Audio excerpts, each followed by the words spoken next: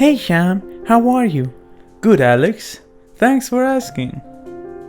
You know, Sham, I've been thinking, why does greed seem so appealing at first? I mean, isn't wanting more just part of a human nature? That's the thing, Alex. Greed feels like ambition at first, but there's a fine line. And when you cross it, it's like drinking seawater. It never satisfies and it always destroys. Okay, but isn't greed what drives innovation? Like, wanting more pushes people to succeed. True ambition drives success, but greed, it eats away at it. Let me tell you a story. Ever heard of a goose that laid the golden eggs? Classic fable. A farmer gets a goose that lays golden eggs, but his greed makes him kill it to get all the gold at once. Exactly. And what happens? He ends up with nothing. Greed blinds you to what you already have, wanting more without appreciating what you've got.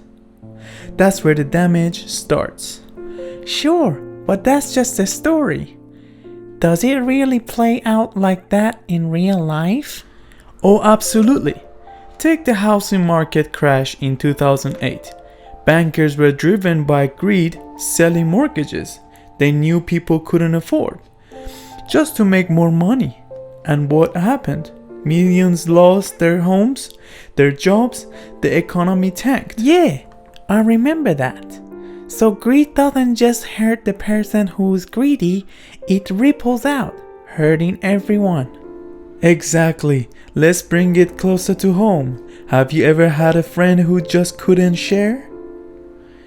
Oh, for sure. My buddy Nick used to hoard everything. Video games, snacks. He wouldn't even let us borrow his stuff. And how did that work out for him? Honestly, we stopped inviting him to hang out. It wasn't fun for anyone. Right. Greed isolates you. You might gain more stuff, but you lose relationships. Okay, but is greed always bad? What about billionaires? They've got to be greedy to get where they are, right? Not necessarily. Let me tell you about two billionaires, Elon Musk and Bernie Madoff. Musk builds rockets, electric cars, invests in innovation.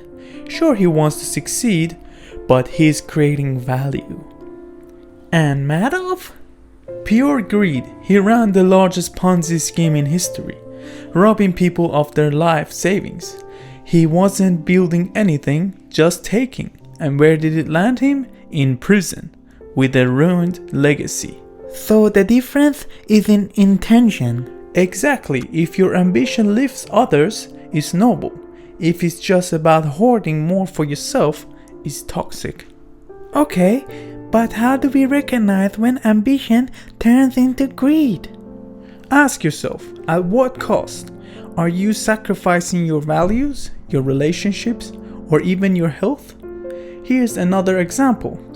Go on. I knew a guy, Mark, who worked non-stop for promotions. He ignored his family, his health, everything.